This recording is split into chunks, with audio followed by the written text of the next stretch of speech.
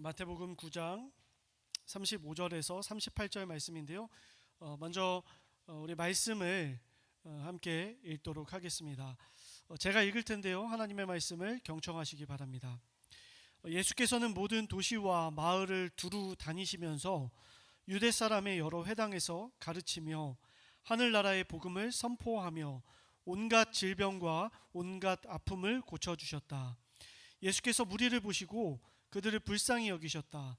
그들은 마치 목자 없는 양과 같이 고생에 지쳐서 기운이 빠져 있었기 때문이다. 그래서 제자들에게 말씀하셨다. 추수할 것은 많은데 일꾼이 적다. 그러므로 너희는 추수하는 주인에게 일꾼들을 그의 추수밭으로 보내시라고 청하여라. 아멘. 여러분, 근해 공식이라고 기억하십니까? 저는 이거 외울 때는 근해인 줄 알았는데 나중에 지나니까 근의 공식이더라고요. 중학교 때였던 것 같아요. 이 공식을 외웠는데 선생님께서 이렇게 말씀하셨어요. 그냥 외워. 묻지 말고 일단 외워. 따지지 마. 이거 외워. 어떤 조건일 때 x는 2a분의 마이너스 b 플러스 마이너스 하면서 이렇게 막 외우라고 하셨어요. 그때 책을 가지고서는 돌아다니면서 한 명씩 시키면서 못 외우는 아이들 머리를 그 책으로 치셨던 기억이 납니다. 안 맞기 위해서 필사적으로 외웠어요. 근데 실제로 이거를 외우고 공식에 해당하는 숫자를 넣으니까 답이 나오더라고요. 놀라웠어요. 그 이후에도 여러 가지 공식들을 외웠습니다. 이 공식을 내가 왜 외워야 하나? 외울 때는 힘들고 괴롭고 이거 틀리면 어떡하지? 분명히 나 때릴 텐데 30초밖에 안 줘놓고 어떻게 외우라는 거야? 그러나 막 머릿속에 쑤셔 넣어서 외웠더니 답이 나오는 정말 놀라운 경험을 하게 됐죠. 외울 땐 괴로웠습니다. 하지만 문제가 쉽게 풀릴 수 있고 이렇게 푸는 게 맞다라는 이야기를 듣고 나서 나쁘지 않은 장사다. 한번 외우면 두고두고 써먹을 수 있구나 라는 생각을 했던 어린 시절이 마태복음 8장과 9장을 읽으면서 생각이 났습니다. 이유가 있는데요. 예수님께서 치유해 주시고 귀신을 쫓아내시는 장면에 공식이 숨어 있는 것 같다라는 생각을 해보게 됐어요. 8장과 9장 말씀을 읽으면서 지난주부터 그 공식을 발견했는데요. 오늘은 특별히 9장에서만 함께 보도록 할게요. 치유 공식은 이렇습니다. 1절에서 8절에 보면은 중풍병 환자를 마을 사람들이 데리고 예수님께 오죠. 예수님께서 뭐라고 말씀하시냐면 그들의 무엇을 보시고? 믿음을 보시고. 그리고 20절에서 22절에 보면 혈루증 앓는 여인이 나옵니다. 그런데 그 여인이 예수님의 옷깃만 만져도 나을 것 같다라는 생각에 만졌습니다. 내 믿음이 너를 구원하였다. 27절에서 31절에 보면 눈먼 두 사람이 치유함을 받게 되는 사건이 나옵니다. 예수님께 저를 좀 불쌍히 여겨주십시오 라고 이야기하니까 예수님께서 뭐라고 말씀하시냐면 너희의 믿음대로 되어라 라고 말씀하시죠. 8장도 마찬가지입니다. 우리가 눈에 띄는 한 단어를 8장과 9장에서 뽑으라고 한다면 누구나 다 쉽게 믿음이라고 이야기할 수 있을 겁니다. 예수님 앞에 나아갔던 모든 자들이 치유함을 받고 고침을 받고 회복을 받고 원상복귀 될 수 있었던 그 치트키, 그거는 바로 믿음, 치유의 공식이라고도 할 수 있겠죠. 제가 성도님들 가운데 한 명으로 존재했을 때 교회에서 이 믿음에 대해서 많이 강조를 하셨고 설교와 교육을 통해서 들었습니다. 그때 참 좋았어요. 왜냐하면 저에게 믿을 구석이 있었기 때문에. 믿음이 나를 온전케 할 수 있구나, 아멘 이라고 얘기하면서 너무나도 벅찼던 기억이 납니다. 그런데 전도사가 되고 목사가 되고 목회자가 되면서 이 공식이 부담스러워지기 시작했어요. 왜냐하면 사람들이 개 중에 그래도 믿음이 좀 나아 보인다 싶은 사람이 저인 것 같아서 저에게 부탁을 해왔기 때문입니다. 목사님, 저희 아이가 아픈데 위에서 기도해 주십시오. 목사님, 제 상황이 이러저러한데 저희를 위해서 기도해 주십시오라고 부탁을 하기 시작하셨어요. 물론 기도 부탁을 하시는 분들이 마태복음 9장에 나오는 것처럼 8장에 나오는 것처럼 제 기도를 통해 드라마틱하게 바뀔 거란 기대가 저에게 있지는 않으셨겠죠. 그럼에도 불구하고 제 입장은 좀 달랐습니다. 제가 전화를 합니다. 아이는 좀 나았나요? 카톡을 보냅니다. 좀 괜찮아졌나요? 아니요 목사님, 어젯밤에도 40도를 찍었습니다. 이제 괜찮아지겠지요. 제가 잘못한 것 같더라고요. 내 믿음이 없어서, 내가 하나님 앞에 부족한 것 같아서 죄책감이 들 때가 꽤나 많아요. 연락하기가 두렵습니다. 좀 괜찮아졌나? 좀 이제는 나았나? 예, 압니다. 결론부터 말씀드리면 제가 예수님이 아니기 때문에, 저에게서 그런 능력이 나가는 것이 아니기 때문에 제가 이렇게 죄책감까지 가져야 될 필요는 없다는 거 저도 압니다. 우리는 그간에 그런데 공식을 조금 잘못 알고 있지는 않았나 되돌아볼 필요가 있어요. 믿음의 기도가 선행되어야 하는 거 맞아요. 마치 이런 겁니다. 우리가 도서관에 중고등학교 때 자주 가셨을 겁니다. 도서관에 갔을 때 어떻게 합니까? 가방을 자리를 맡아놓고 일단 음료수 하나 먹으러 바깥으로 나갑니다. 그리고 조금만 놀다가 5시부터 시작하겠다고 했던 그 결연한 의지는 저녁도 먹고 또 아이들과 시간을 보내다가 결국 문 닫는 시간에 가방을 가지고 오는 것이 우리의 중고등학교 때 일상 아니었나요? 저만 그랬나요? 예, 그러셨잖아요. 그죠? 아니군요. 근데요, 책상에 앉아서 책을 펴고 펜을 쥐는 것까지가 우리의 믿음의 행동. 그러나 공식 풀어지는 그 지혜와 지식은, 문제를 풀 수 있는 그 결정적인 공식은 믿음이 아니라 말씀에 나와 있는데요, 예수님께서 하시는 말씀, 나아라, 고침을 받아라, 믿음대로 되어라 하시는 주님의 말씀의 선포, 그 의지가 없이는 될 수 없다. 아무 일도 일어나지 않는다. 이번에는 8장 말씀을 좀 볼까요? 8장 3절입니다. 예수께서 손을 내밀어 그에게 대시고 그렇게 해주마 깨끗하게 되어라 하고 뭐 하셨다? 말씀하시니 그의 나병이 나았다. 또 볼까요? 백부장에게 말씀하시죠. 너희의 종에게 치유를 명령한다. 내 믿음대로 될 것이다 하고 뭐 하시니? 말씀하시니 그 시각에. 언제요? 말씀하신 시각에 그 종이 나았다. 폭풍이 일어납니다. 파도가 칩니다. 제자들이 무서워하죠. 그때 예수님께서 고치시고 바다야 잠잠하라 라고 이야기하시고요. 또 귀신이 들었던 자들을 말씀으로 쫓아내시고 병자들을 고쳐주시는 사건들. 화면이 돌아가고 있어요. 그리고 예수께서 발로 좀만 쳐주시면 감사하겠습니다. 예수님께서 명령하시죠.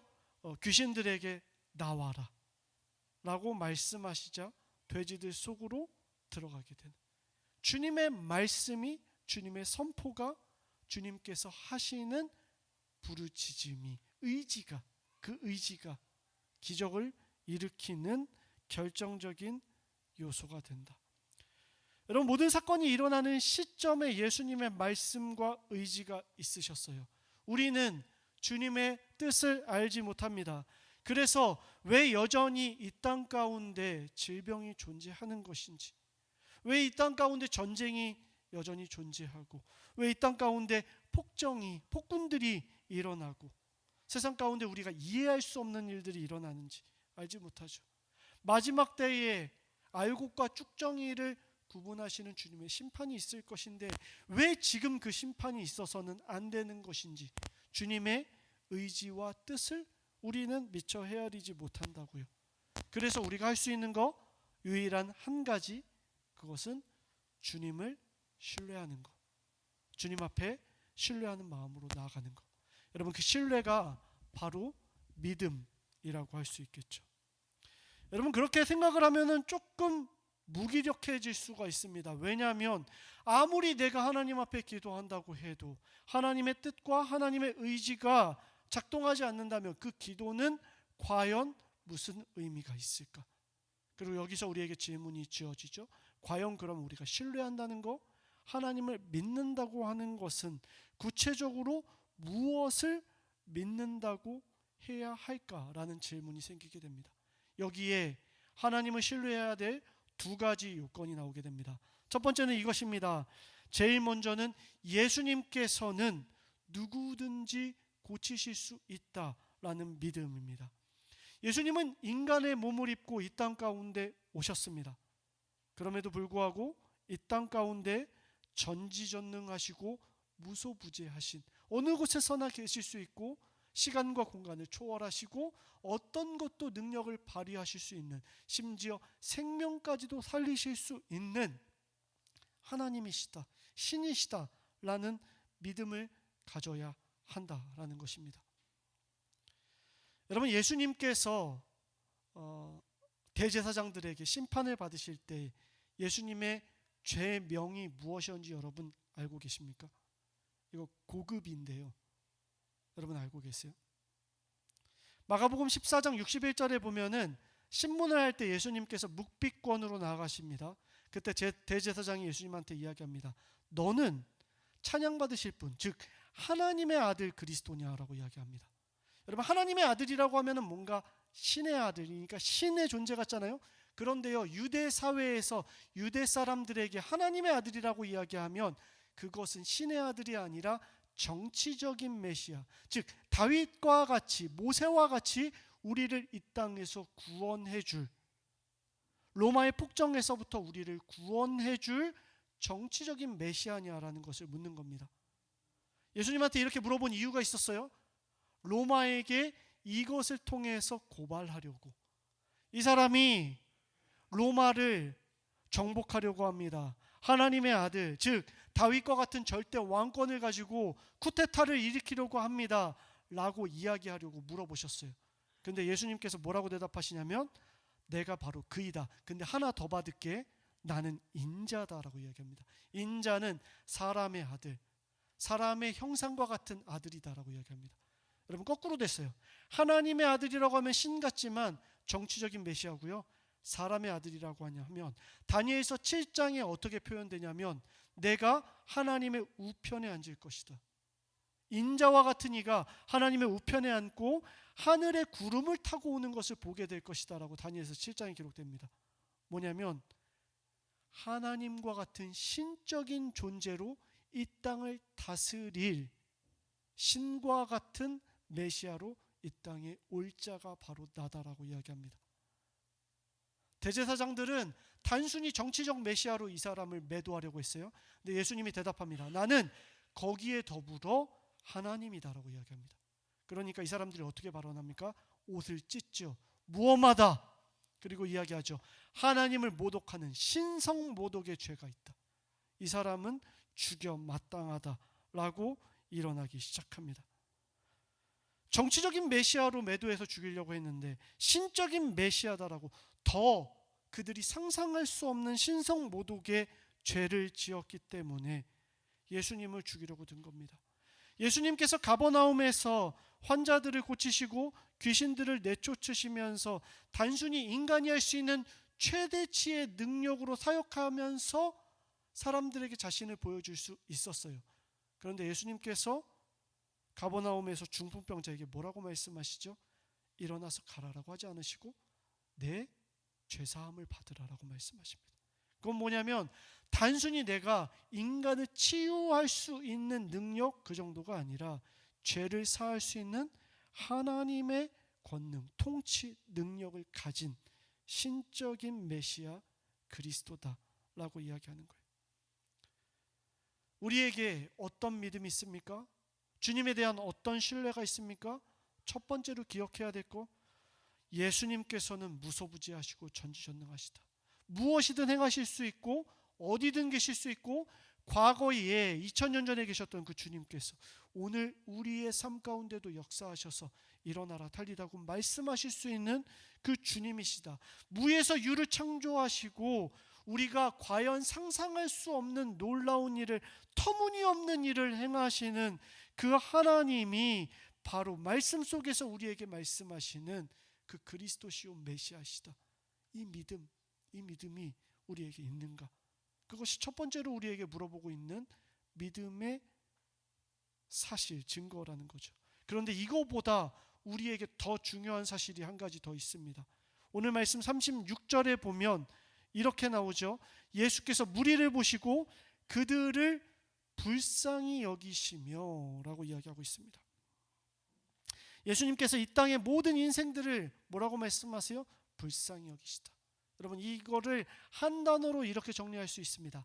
자비. 8장과 9장을 여러분 한 번 더 읽어보십시오. 거기에 많은 사람들이 예수님 앞에 나와서 저 좀 고쳐주십시오, 제 인생 좀 어떻게 해주십시오, 저를 좀 치유해 주십시오, 제 종 좀 어떻게 해주십시오, 그러면 제가 당신에게 5천만 원을 드리겠습니다, 그러면 제가 평생 당신 따라다니면서 당신의 뒤치다꺼리 하겠습니다 라고 이야기하는 사람 한 명이라도 있습니까? 아니요, 없어요.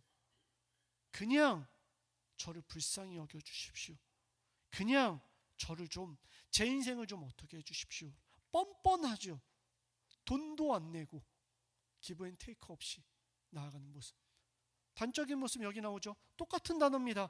예수께서 거기를 떠나가시는데 눈먼 두 사람이 나타나서 뒤에서 부릅니다. 다윗의 자손 예수여, 메시아 그리스도신 예수여, 우리를 뭐 해주십시오? 불쌍히 여겨주십시오. 내가 가진 것도 없고 당신께 해드릴 수 있는 거 아무것도 없습니다. 그저 우리를 불쌍히 여겨주십시오 라고 이야기합니다. 예수님께서 이 두 사람에게 물어보십니다. 너희는 내가 그렇게 할 수 있다는 걸 믿느냐라고 물어봅니다. 여기에 두 가지 함의가 있어요. 첫 번째, 너희는 내가 신적인 존재로 너희를 고쳐줄 수 있다는 것을 믿느냐? 한 걸음 더 나갑니다. 너희는 내가 아무것도 받지 않고 너희를 불쌍히 여기고 있다는 것을 믿느냐? 내가 너희를 극진하게 사랑하고 있다는 것을 믿느냐? 내가 너희를 위해서 안타까운 마음으로 가슴을 치면서 사랑하고 있다는 것을 믿느냐? 너희가 나를 배신하고 예배당을 나가는 순간 나를 잊어버린다 할지라도, 너희의 삶 가운데 내가 우선순위가 아니라 할지라도 그래도 내가 너희를 불쌍히 여기고 사랑한다는 것을 믿느냐? 끝까지 포기하지 않는 아비의 마음으로 너희를 기다리고 있다는 것, 세상에 없는 사랑으로 너희를 사랑하고 있다는 것, 그거 믿느냐? 믿음. 우리 어린아이 시기 때, 청년의 때 잘하던 부분이 바로 이 부분이 아닌가 싶어요. 하나님의 위대하신, 우리 찬양하지, 오늘 찬양했던 것처럼 하나님의 세상을 바꾸실 수 있고 전지전능하시고 모든 걸 행하시고 시공간을 초월하시는 놀라우신 주님이십니다 라고 찬양을 했어요. 그런데 이런 나도 사랑하실까? 이런 내 모습도 불쌍히 여기시고 팔을 뻗어서 손을 대시고 나에게 긍휼을 베푸시고 자비를 베푸실까? 포기하지는 않으셨을까? 이해타산을 따져봤을 때 도저히 나에게는 손을 뻗으실 수 없는 분인데 혼내시지 않고 나무라시지 않고 위축되어 있는 내 영혼에게 너희 나 믿느냐? 내가 불쌍히 여기고 있는 것을 믿느냐? 한결같은 자비를 믿느냐? 우리는 쉽게 믿지 못하죠. 왜요? 이런 자비를 이 땅 가운데 한 번도 경험해 보지 못했기 때문에. 마가복음 9장 마지막 단락에 예수님께서 모든 마을을 두루 다니시면서 가르치고 복음을 전하고 그리고 고쳐주시고 치유하시면서 마치 목자 없는 양과 같이 기진맥진해 있는 그 사람들을 불쌍히 여기면서 그들을 보살피셨다. 그리고 한마디를 하시죠. 추수할 건 많은데 일꾼들이 적다. 여러분, 이거 어디서 많이 들어봤습니까? 총동원주일 하기 몇 주 전에 주로 나오는, 추수할 것은 많은데 일꾼이 적습니다. 여러분 일꾼 되셔야 됩니다. 추수할 거는 많은데 일꾼이 적다. 전도특공대 현재 25명인데 45명 채워야 됩니다. 여러분 나가실 때 뒤에 서약서 적으시고, 추수할 것은 많은데. 여러분 근데 한번 생각해 보세요. 당시 사회 때 이스라엘의 바리새인이 부족했습니까? 당시 사회에 대제사장들이 부족했어요? 당시 사회의 율법학자들이 부족했습니까? 넘쳐났죠. 오늘날 기독교 인구 준다고 그러죠. 줄고 있어요. 엄청나게 줄고 있어요. 저 두려워요. 그런데 지금 과천시내 나가서 여러분 한번 외쳐보십시오. 김 집사님 해보십시오. 서너 명은 뒤돌아볼 겁니다. 이 집사님 마찬가지예요. 교회 다니는 사람 여전히 많습니다. 그런데 왜 예수님께서 이런 말씀하셨을까요? 믿음의 일꾼들이 없다는 겁니다. 여러분 무엇을 믿는 일꾼들? 예수께서 그리스도시고 살아계신 하나님의 아들이시다라는 것을 믿지 않는 일꾼들. 예, 맞아요. 이것도 분명 믿어야 돼요. 담대한 마음으로 우리가 가서 전할 수 있어야 돼요. 그런데 또 한 가지, 그분이 변찮는 사랑으로 우리를 기억하고 계신다. 이 사랑의 노래를 확신에 찬 음정으로 불러줄 수 있는 사람이 부족하다. 여러분 바리새인들이 그랬잖아요. 편가르기에 능했어요. 얘는 죄인이라서 안 돼. 얘는 금식 안 해서 안 돼. 얘는 이방인이라서 안 돼. 안 되고 안 돼. 심지어 로마 지도자들에게도 백성들을 갈라쳤던 사람들이 종교 지도자들 아닙니까? 그런데 여러분 보세요. 중풍병자를 데려왔던 사람들, 성경에 세 군데 나오거든요. 그 세 군데에 중풍병자를 데리고 왔던 사람들 친구라고 적혀진 본문 없습니다. 그런데 우리는 친구들로 기억해요. 왜냐하면 진짜 친구기 때문에. 그 사람들이 침상채로 들고 왔어요. 여러분 얼마나 힘든 일입니까? 사람을 들고 와요. 얼마나 존귀한 사람이었기 때문에 들고 왔을까요? 보잘것없는 사람 아닙니까? 생산성 없는 사람이잖아요. 근데 그 사람 들고 친구 아니면 할 수 없어요. 남의 지붕을 뜯습니다. 뜯어가지고 내려요. 나중에 다 변상해줘야 돼요. 이 사람이 할까요? 이 사람 돈 없는 사람이에요. 생산력이 없거든요. 내가 물어줘야 돼요. 그 서너 명이 물어줘야 됩니다. 그럼에도 불구하고 이 사람을 위해서 그 일을 마땅히 합니다. 친구예요, 친구. 중풍병자가 회복돼요? 이 사람들이 이득 볼 거 있을까요? 아무것도 없어요. 오히려 이 사람만 좋은 일을 한 거예요. 그런데요, 왜요? 불쌍하기 때문에. 측은히 여기는 마음. 한 생명이 생명으로 설 수 있어야 되는데 그러지 못하는 것이 마을에 함께 공동체를 이룬 사람으로서 측은한 마음이 들었기 때문에 자비를 베푸실 수 있는 그 주님께 확신을 가지고 자비를 가진 마음으로 나아갔다. 저는 확신합니다.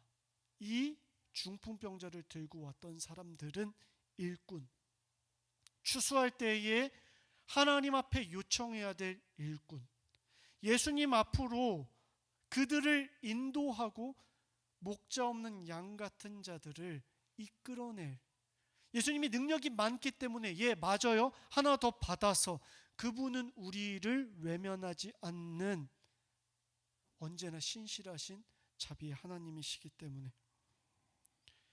여러분 무엇을 믿으십니까? 하나님의 어떤 부분을 믿고 계십니까? 그분이 여러분의 인생을 바꾸실 수 있는 분이라는 걸 믿으십니까? 하나 더 받아서 그분은 여러분의 어떠함을 떠나서 끝까지 포기하지 않고 사랑하시는 하나님이신 걸 믿으십니까?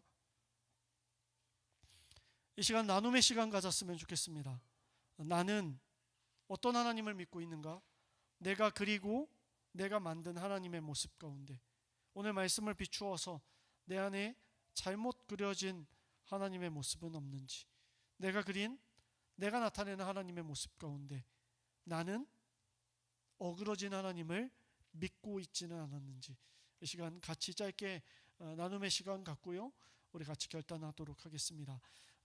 우리 권도하 집사님 가정은 그 구역은 우리 박경성 목사님께서 인도해 주시고요, 우리 선교사님 두 분도 박 목사님과 함께 이야기 나눠주시면 좋겠습니다.